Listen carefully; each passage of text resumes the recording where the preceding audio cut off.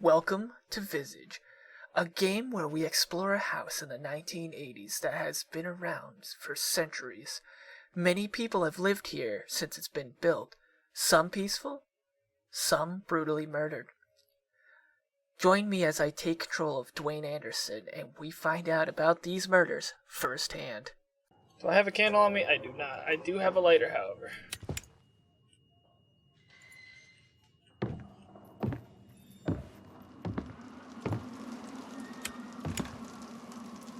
So pretty.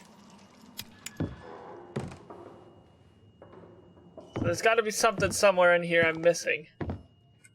Otherwise, I probably wouldn't have the attic hook. What's supposed to be in there?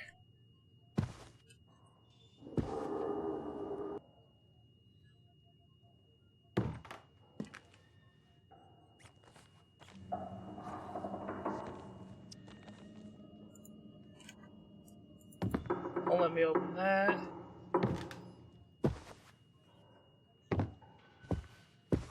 Looks like we got some pallets up here. Thermoses.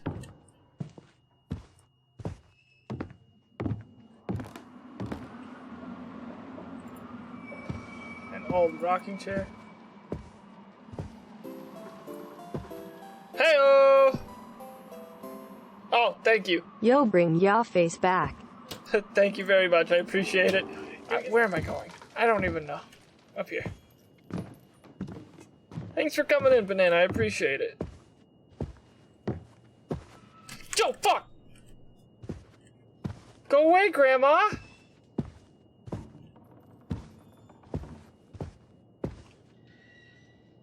That's called puppy guarding. You're not allowed to do that.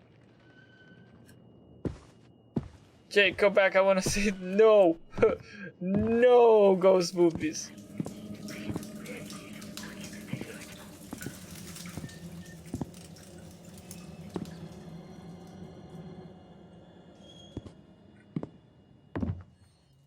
Lots more weird stuff is starting to happen. I double covered mine. Jamaica. Well, I went in here. So let's drop the sledgehammer. Maybe it's because I have the sledgehammer in hand.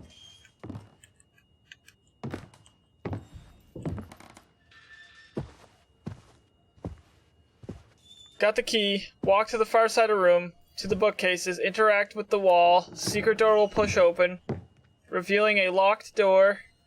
Use the key and open the locked doors and enter the room. Go to the small table and pick up the box. Oh, you gotta be kidding me. Yeah, fuck!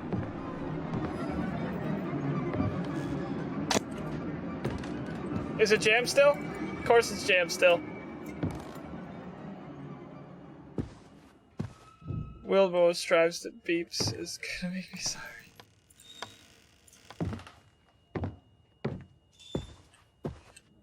George, we gave you back your knife. Why did you do that? Alright, so we're just gonna go back into the bedroom. Put the last mobile toy up. I can't believe we missed that. Oh, Grandma's gonna like beat the shit out of us. Don't play with my baby! Why is there no blood in that chair? Good question. Oh, what's this? The music box key. We could have unscrewed that without the ornaments. Could have just like played the Zelda noise or something like doo doo doo doo, and then it just had to just come right out. That's weird. No! Okay, so let's open up the music box. Progress is the best. Final disc, back to the basement. They are ornaments. Why isn't there a blood? Now she's gonna eat faces. Yeah. This lady's gonna be able to eat our face because we don't have our hammers. I left it, then it teleported, just like hammers always do. IRL.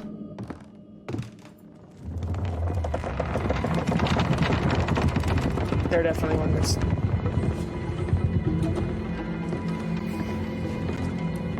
Gotta fight Grandma. Get the salt shaker.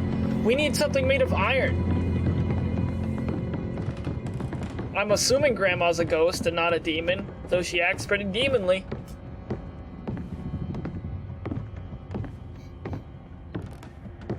And I gotta say, the stove, the refrigerator, and the microwave talking was probably the most interesting. Oh yeah, the crowbar.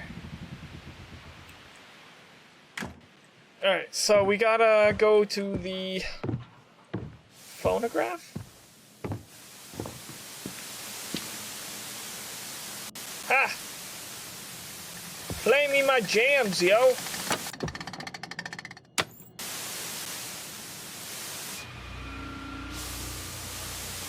That did nothing. Go. Put it back.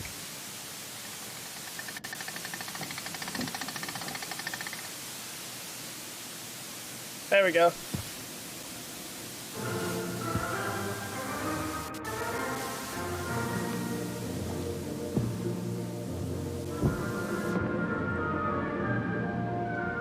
It's the room.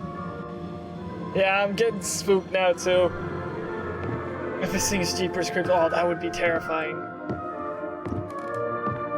It's like ballroom music.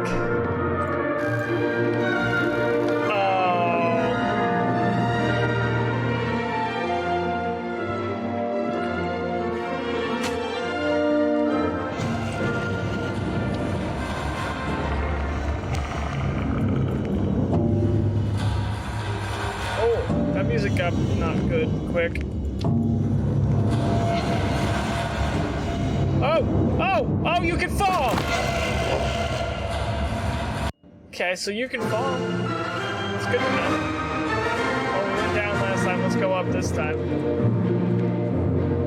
There's gotta be something here that makes some sort of sense.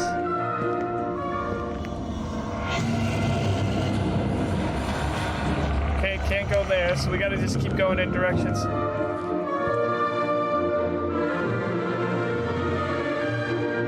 Grandma's watching.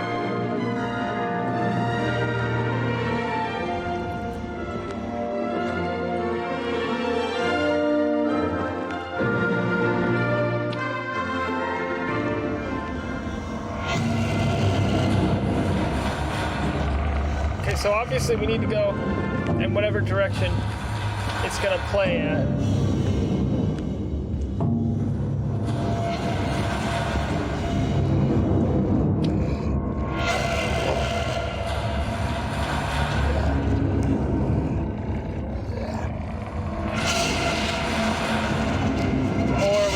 The not direction it's playing. I'm hardcore parkouring right now. This is not a hardcore parkour game, and I'm hardcore parkouring.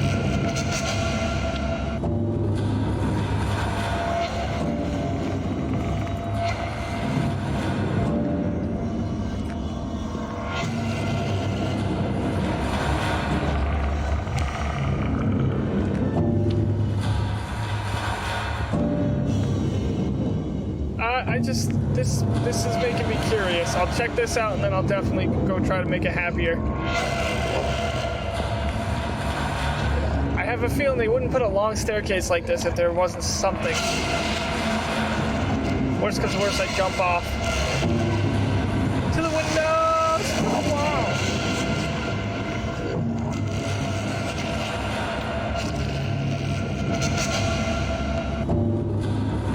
This has to have something with it. Probably. I'm very certain. I'm very confident in this. Well, that was stupid. Alright, falling down.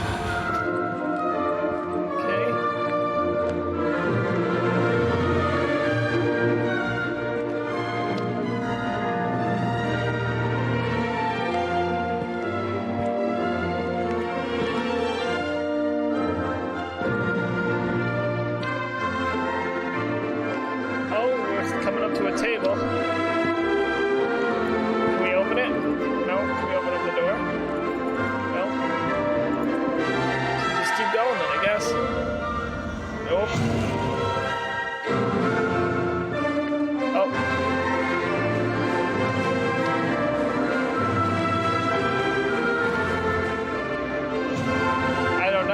As of right now, the music is staying... Oh, probably. Look at that. She's ballroom dancing. Oh, it's so nice when she's not wanting to murder me.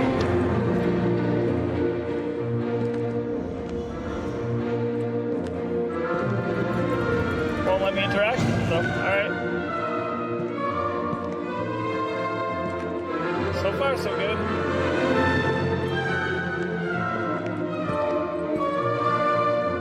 Oh, that's when she was...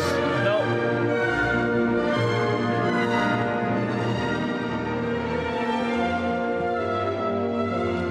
I do too when they're not trying to kill me.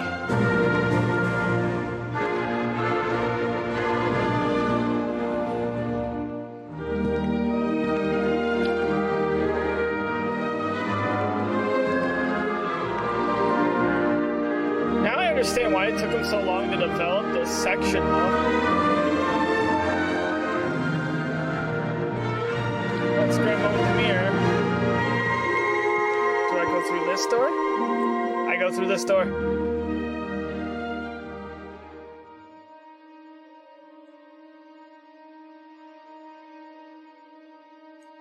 Another twisty room.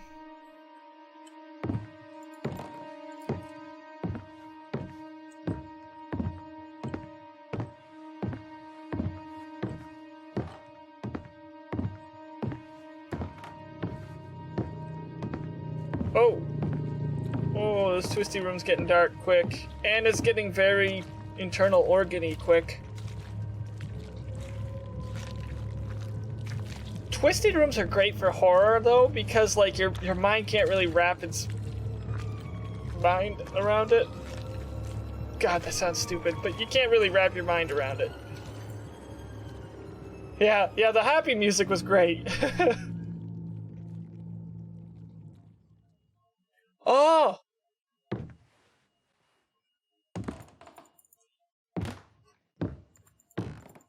What do we gotta grab? There's gotta be something in here. Oh, frick.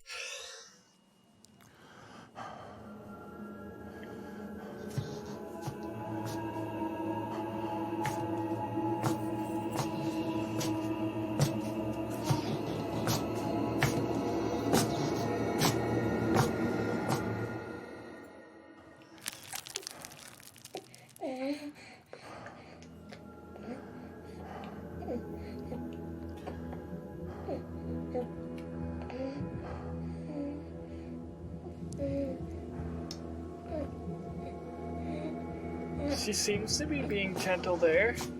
That seems pretty normal.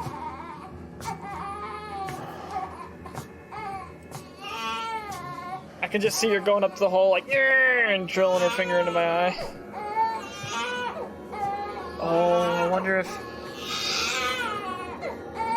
What if the crying triggers an episode? Oh! That was Grandma hanging when we saw it in the mirrors. What? Wait a second.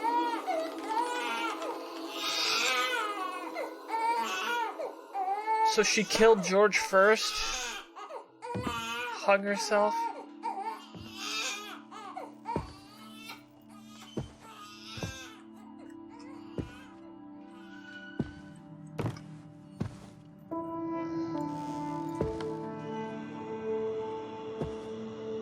Back to the normal room.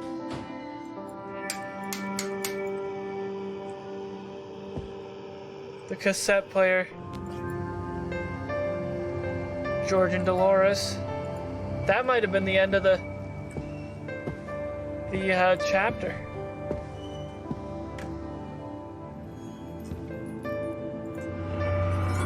Found a progress item, will be in the progress room.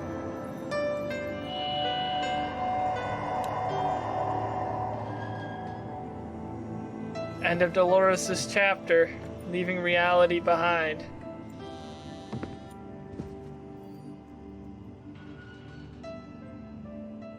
Congratulations, you have completed the main content from the early access. We can't wait to read your feedback. Thank you for playing the early access from everyone at the Sad Square Studio. See, this one's gonna be something of another body part or something, because there's definitely blood there. So we got Lucy's jaw.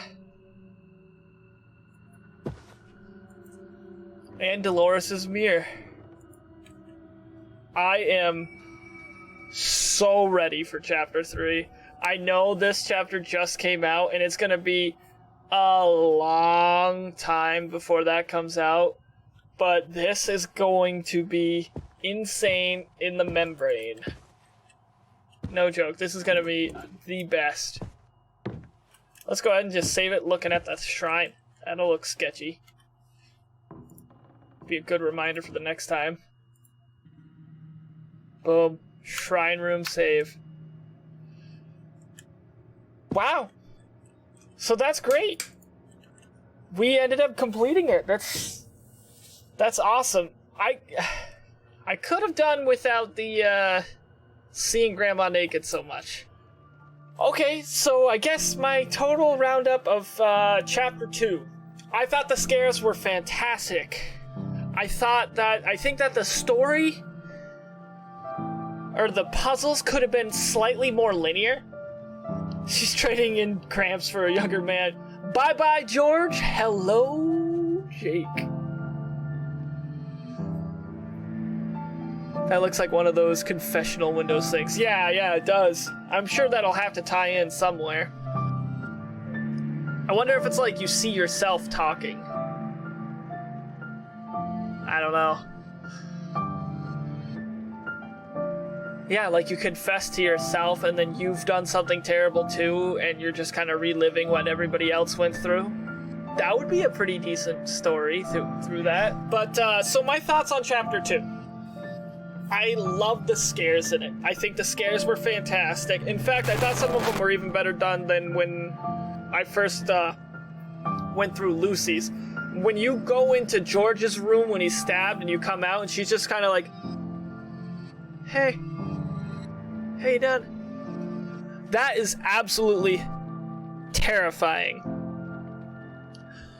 And like, just with the lights turning off, and I didn't notice it until much later, but the lights turning off in the main room where we first see the phone after coming into the house for the first time, and she's just around the corner standing at the end of the hallway just like, I'm Grandma Dolores. Also very scary. There's so many little spots that were terrifying. The imagery was disturbing, which is fantastic for the game. I wouldn't ever want to frickin' see that in real life. I mean, if in real life, if I ever even so much as get a hint that there might be a uterus room with a floating baby, I'm done. Bye. Going somewhere else. Moving to Mexico. Doesn't matter. Just not gonna be there. I thought the imagery, like I said, the uterus room, or what I assume to be the uterus room with the floating baby, the stupid fruit fly, bugging the shit out of me. The uterus room, or what I believe to be the uterus room, was very sketchy to go into. The idea of having the mirrors be there is fantastic. What I think they should have done, so that you didn't walk around the house so much, or at least in my case, I walked around the house a lot. I think they should have been able to make it a little more linear so that it kind of like pushes you to go towards these other mirrors. Like maybe one you don't have access to until you complete it, and then you go to the next one, and then you go to the next one. Or like have something that gives you a path, or have something that allows you to have two paths to be able to take and let you go like that. So like you could choose to go path 1 because you have this ornament, or what did you call it? Not an ornament, but ornament. Because you have that item, you can go there, and because you have that item, you can go there, but you can't go through there yet, or something like that. According to the guide, the mirrors are locked. Are they really? So was I progressing kinda how we're supposed to? I just feel like I feel like I wasted a lot of time walking around, which in turn kind of broke some of the immersion. Like the first time I saw Grandma bashing her head up against the wall coming out of the heavy breathing, like, vent room, naked? No. And Supposedly some are locked by others. Oh. Huh. I guess we must have progressed about how they intended then. I just feel like I walked around the house too much because, like I said, the main entryway there, that stopped being scary and became very predictable, and it should have became more predictable when I came out of George's room and she was peeking her head around the corner, because she did it a lot. Or if I was in the main bedroom, she'd be standing in the bathroom with the thing going on. So what do you guys think about Dolores? Like, I don't know if it's strictly just mental illness with her, because that would actually, it very well could be the theme of it. Like, the darkness that Lucy was seeing could have been manifested from her mental issues. And then the same thing with Dolores. And their ghosts haunt it. So maybe it all started off with somebody who was mentally ill living in the house after it was built. I guess it's been around for quite a while. It's just been, like, renovated. If she was being poisoned, that explains why she got crazier. Yeah, actually, that's a good point. That could have really deteriorated her health. That could have been huge with deteriorating her health. Plus, that would make her more paranoid, which could give her what looked like schizophrenia. Or maybe it legitimately, like, worsens schizophrenia that she may have had at a much lesser level at one point. I could definitely see that. But was he really poisoning her, or was she just believing that's what we saw? You think a shit ton of black mold? Yeah, that uterus room is probably pretty moist all the time. I can't imagine that wouldn't have a bunch of mold in it. He said she claimed he did, not that he did. And good point there, too. It could have been the schizophrenia. I wish we saw more out of George's eyes. We got those tapes. It's like, oh yeah, her health is deteriorating. She's doing this, she's doing that, she's doing this. Which does go with the whole mental health theme that it seems to have in the game because of Lucy as well. Like, she was obviously disturbed to some extent if she would kill the bird, and schizophrenia would explain why she saw the darkness.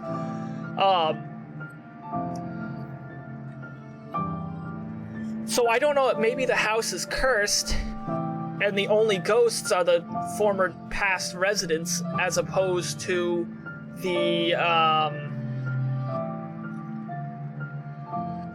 house having demons in it itself. So maybe darkness wasn't really something that was there, it was just something that we were seeing through Lucy's eyes. But then again, why would it kill us?